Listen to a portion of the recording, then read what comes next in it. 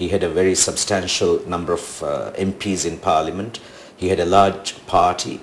It had a good infrastructure. His political connectivity, political networking was very strong, and he had all the criteria required to sustain his presidency.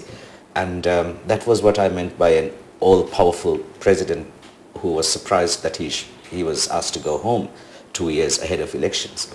But yes, he also enjoys very strong democratic credentials in the international community.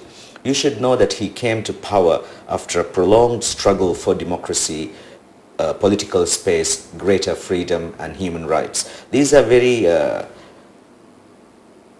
sensational slogans, very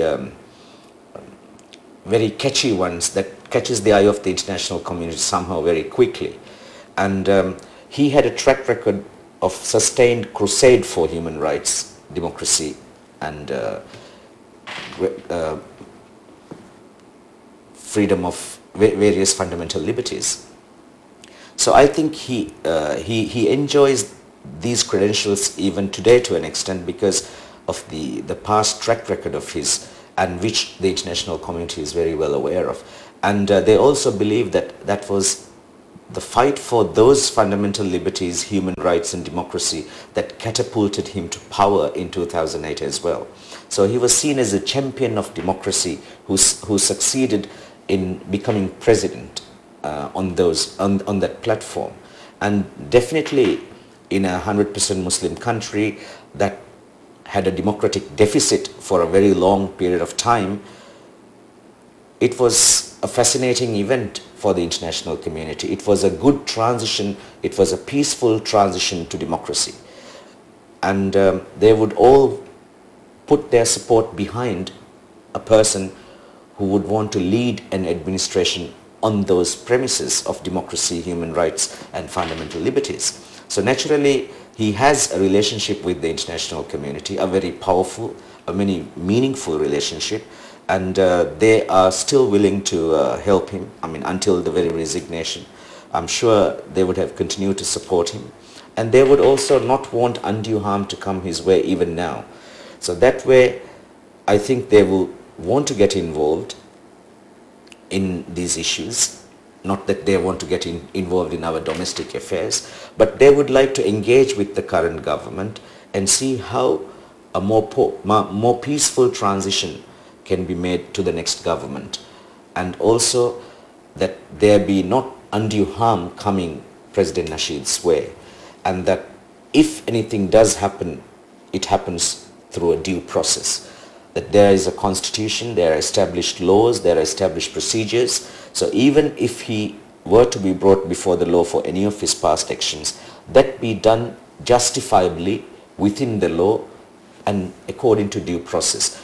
And that there be no personal acts of vengeance or emotion or passion directed at him. I think to that extent, the international community will be very concerned. But I don't think international community will go to the extent of saying we still want President Nasheed to be kept in power. I think that's a wrong conclusion to derive from the engagement we have with the international community. Well, talking about the international community, the international media are calling the events that unfolded on Tuesday a police mutiny. What do you think it actually was? Was it a police mutiny? I wouldn't say it's a police mutiny. I would say it's a very strong word to use against our police forces. And for mutiny, I think two factors have to be completed. There has to be a duly constituted authority, and there has to be a lawful command.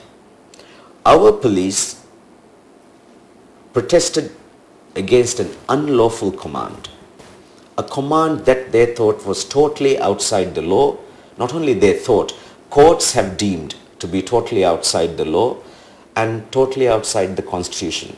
So no police officer, no military officer in this country is asked to follow or is required to follow an extra legal or extra constitutional command coming from even a duly constituted authority. This is very unique for Maldives. Very few countries have provisions written in the constitution itself governing this area. of obedience or compliance with unlawful directions or orders. Our constitution has it in two provisions. One applicable generally to all civilians, one applicable specifically to all uniformed services. Now the one that applies generally to all civilians gives civilians a right to not follow. Like Article 64, for example, says that nobody must issue a command except he is empowered to do so by law. And if that kind of a command is directed to a person, he has a right not to follow it. Okay, so that right is given, that freedom to choose to follow or not to follow is given. But there is a similar provision which is directed specifically at the security services or the uniformed services in Article 245, which says that no one shall issue an unlawful command to one in these forces. And even if it is issued, no one in these two services shall follow it. So it's an absolute command, not the Constitution itself commands the uniformed services not to follow unlawful orders. So I think police mutiny is a phrase that must be understood in our context. It was not mutiny because it was not a rebellion against a constituted authority, and it was not a rebellion against, it was not a refusal to follow a lawful command issued by a constituted authority. Yes, the president is a duly constituted authority, of course. So is the Commissioner of Police. He is a duly constituted authority. But their orders must be lawful. What the police did not follow was an unlawful command which they were fully within their rights not to follow. Therefore, it cannot, what they did cannot be equated to a mutiny. I disagree with the term altogether. All we can say is they were simply drawing a line that they would not follow any unlawful commands any further, and that they would like all these commands to be kept within the law. I think that was the point they made, and that cannot be equated to mutiny. And now we take a short break. Please stay tuned for more on this topic. Welcome back. We have in the studio the South Kurdufushi MP, who also served as the former legal reform minister, who is giving his opinion on the events that are unfolding in the country right now. As you know, when President Nasheed came into power in 2008, he pledged that the country's economy would be better during his term.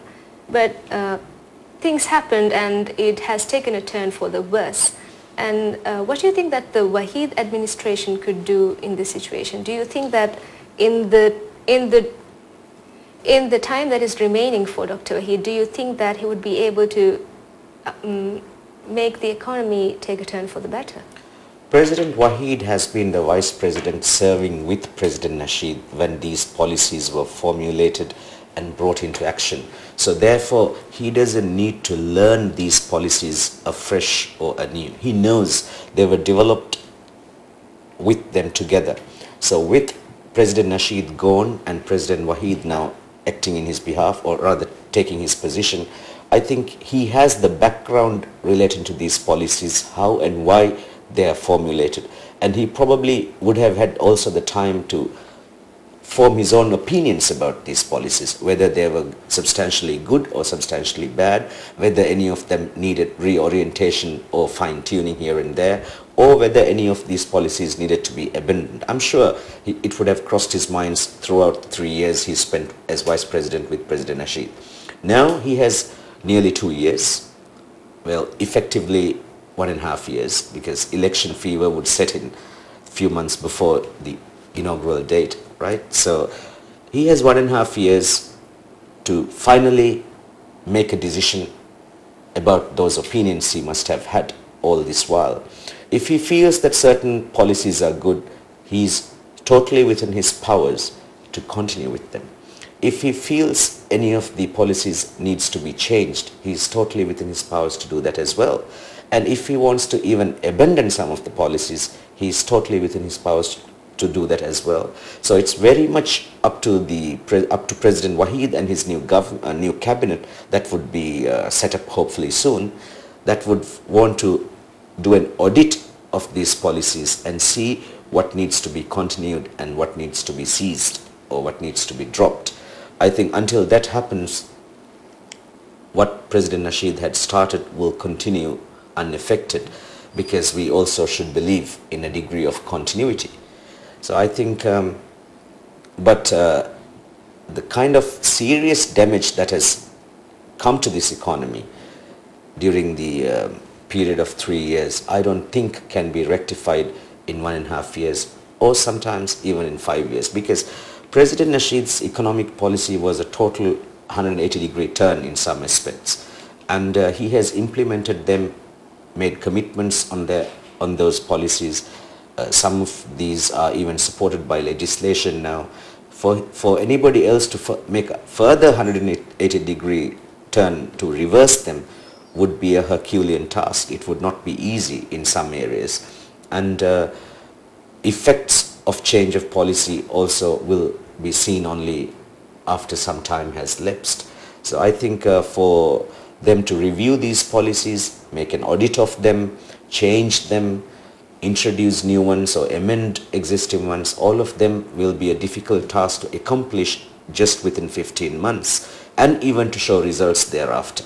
So it will be difficult, but it will be a path that has to be taken, and some of the trends must come to a stop. Some of the policies must be dropped. Some probably may be entertained with changes. I think, as I said, it's all